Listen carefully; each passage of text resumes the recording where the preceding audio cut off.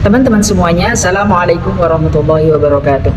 Pada pertemuan yang lalu kita sudah tahu bahwasanya para pendeta-pendeta dari kaum Yahudi dan Nasrani, mereka sudah ramai membicarakan tentang kelahiran Rasulullah SAW.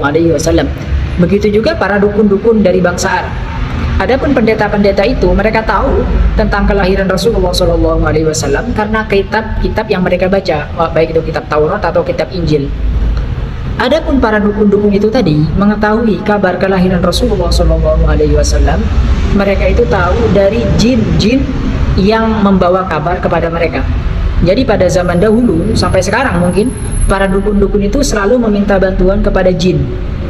Bedanya pada zaman dahulu jin-jin itu tadi akan naik ke atas untuk mencuri kabar-kabar dari langit. Imam Muslim pernah meriwayatkan sebuah hadis bahwasanya Rasulullah SAW sedang duduk bersama para sahabatnya. Rasulullah pada waktu itu terlihatlah bintang yang jatuh. Rasulullah bertanya, "Madza taquluna fil jahiliyah?" Apa pendapat kalian ketika ada bintang jatuh, ketika kalian masih jahiliyah dulu, ketika masih belum Islam dulu? Para sahabat Ansor itu menjawab, "Wallahu alam ya Rasulullah, tapi yang menurut pendapat kita, ketika ada bintang yang jatuh, berarti itu adalah tanda ada orang yang agung, ada orang yang mulia sedang lahir atau sedang meninggal." Kemudian Rasulullah menjelaskan, bukan demikian. Yang benar adalah ketika Allah Subhanahu wa taala mentakdirkan sesuatu, malaikat pemikul arsy, malaikat pembawa arsy yang ada di atas sana itu membaca tasbih, subhanallah. Kemudian malaikat yang di bawahnya di langit ketujuh juga mendengar tasbih dan juga membaca tasbih. Malaikat yang di langit yang nomor 6 juga demikian, mendengar tasbih dari yang nomor 7, malaikat nomor 7, maka juga membaca tasbih terus sampai di langit ini, langit pertama, langit yang ada di dunia ini.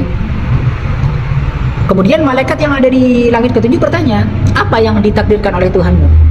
Malaikat pun menjawab, malaikat pembawa arsy pun menjawab, begini dan begini. Malaikat yang nomor 6 juga bertanya. Setelah dikabari, malaikat yang nomor 5 bertanya terus demikian.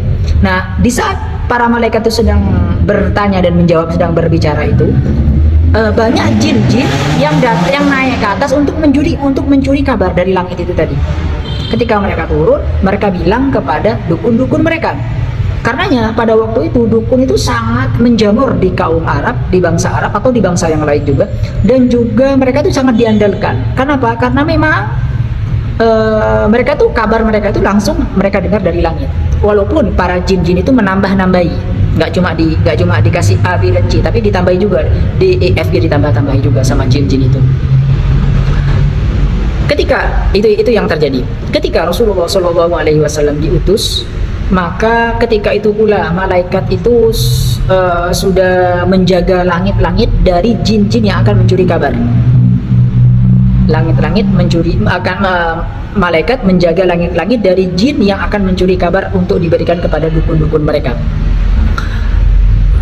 Ketika mereka jin-jin itu balik, maka dukun-dukun itu kaget, "Kenapa kalian kok kembali dalam keadaan takut?" Iya, ketika kami naik ke atas ingin mencuri kabar, ternyata langit itu sudah penuh dijaga oleh para malaikat.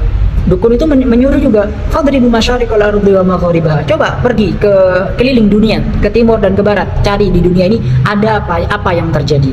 Karena tidak mungkin ini akan terjadi cuma demikian. Gitu.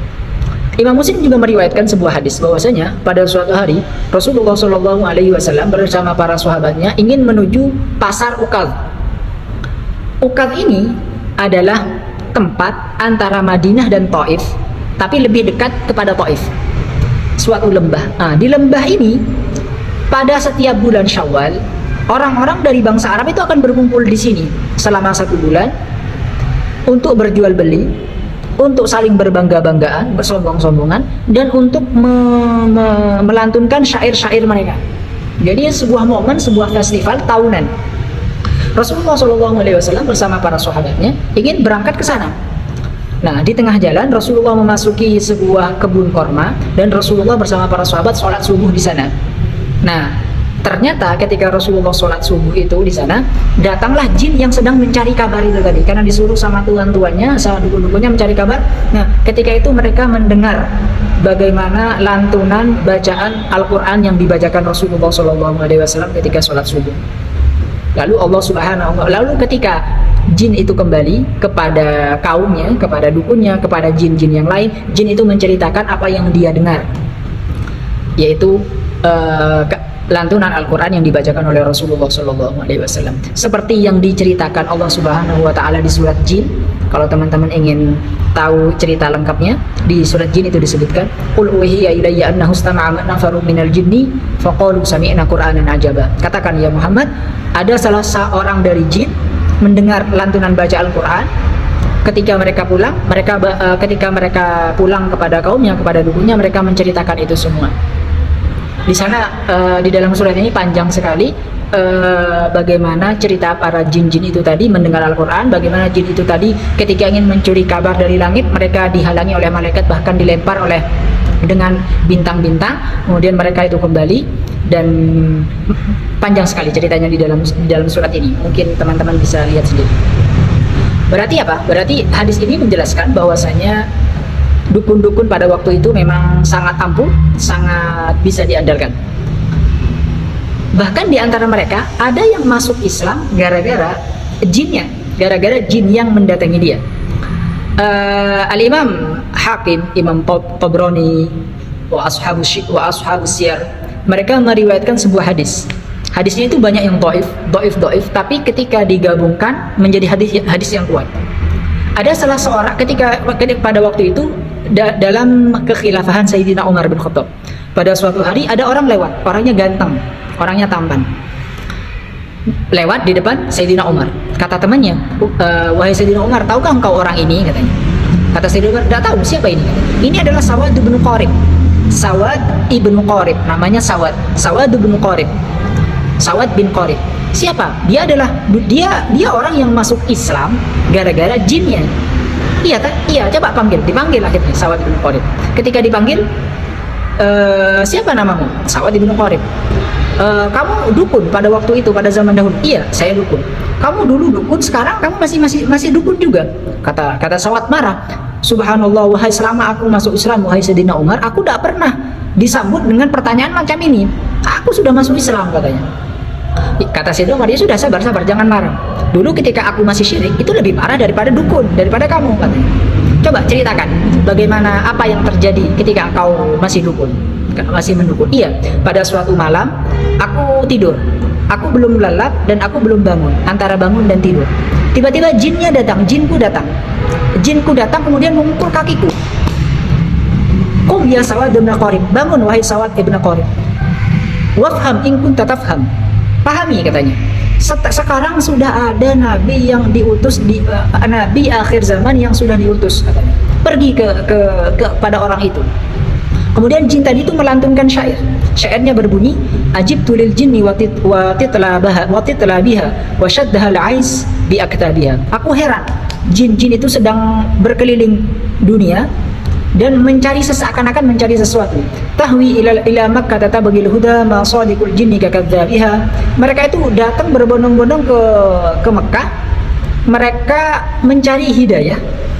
Orang jin yang beriman itu beda dengan jin yang berdusta. Farhal ila safwati min Hashimin. Bangun wahai Sawad, pergilah kepada Safwatu Hashim, orang pilihan dari kaum Bani Hashim. Laisa qudamaha ka'adnabiha. Orang yang datang di depan itu beda dengan orang yang datang belakangan. 3 malam jin itu datang kepada dia, dan 3 malam juga menceritakan dan mensyairkan syair yang sama. Akhirnya Sawad bin Qarib itu bangun. Setelah bangun, tiba-tiba masuklah kecintaan kepada Islam di dalam hatinya. Akhirnya dia menarik untanya dan membawa untanya untuk pergi ke Makkah. Di tengah perjalanan dia mendengar kabar bahwasanya Rasulullah sudah hijrah ke Madinah. Akhirnya dia belok ke Madinah. Sampai di Madinah, sampai di depan masjidnya Rasulullah SAW, dia mengikat untanya, dia masuk. Ketika masuk melihat Rasulullah bersama para sahabatnya di dalam masjid, katanya Sawad bin Qarib, "Ya Rasulullah, isma' maqalati." Rasulullah, coba dengarkan apa yang akan aku ceritakan. Katanya Rasulullah bilang kepada Sayyidina Abu Bakar, udunu, dekatkan orang tadi, dekatkan orang itu, didekatkan. Famazala yudnini, terus Rasulullah mendekatkan aku sampai aku duduk di hadapan Rasulullah SAW. Ketika Sawad ibn Qarib duduk di hadapan Rasulullah, Rasulullah langsung bertanya, padahal Rasulullah tidak tahu. Padahal Rasulullah belum tahu kabarnya sebelumnya. Rasulullah langsung bertanya, apa yang dikatakan jinmu? Apa yang dikatakan jin? Kemudian Sawad ibn Qarib melantunkan suatu syair yang menceritakan tentang kejadian ini. Atani najiyi ba'da hadin wa raqdatin wa lam yaku fi ma qad balautu bikadibi. Jinku datang kepadaku antara bangun dan tidur, dan jinku ini tidak pernah berbohong. Thalatha layalin qawluhu kulla lailatin. Tiga malam dia berbicara kepadaku, setiap malam dia berbicara kayak gini. Ataka rasulun min Lu'ay bin Ghalibi. Sungguh telah datang seorang utusan dari kaum Lu'ay bin Ghalib, yaitu Rasulullah SAW. Fa'ashhadu an la rabba ghairahu, maka aku bersaksi wahai Rasulullah, tidak ada Tuhan selain Allah, wa annaka ma'munun ala kulli ghaibi, dan kau adalah amin, kau adalah orang yang dipercaya untuk menceritakan hal-hal yang gaib. Wa annaka adnal mursalina wasilatan, kau adalah rasul yang paling dekat kepadaku, pada manusia. Ilallah ya binal akramin al atayibi, wasilah yang mendekatkan kepada Allah Subhanahu wa taala, ya binal akramin al atayibi, wahai anaknya orang-orang yang mulia. Wa kulli syafi'an yauma la dzu syafa'atin, maka berilah syafaat kepadaku di hari di mana orang tidak bisa memberi syafaat, siwa ka bimuhnin an Sawad bin Qaribi, kecuali engkau kepada Sawad bin Qarib. Hadis ini dan cerita ini menceritakan kepada kita bahwasanya para dukun-dukun itu tadi mengetahui kabar Rasulullah SAW dari jin-jin mereka.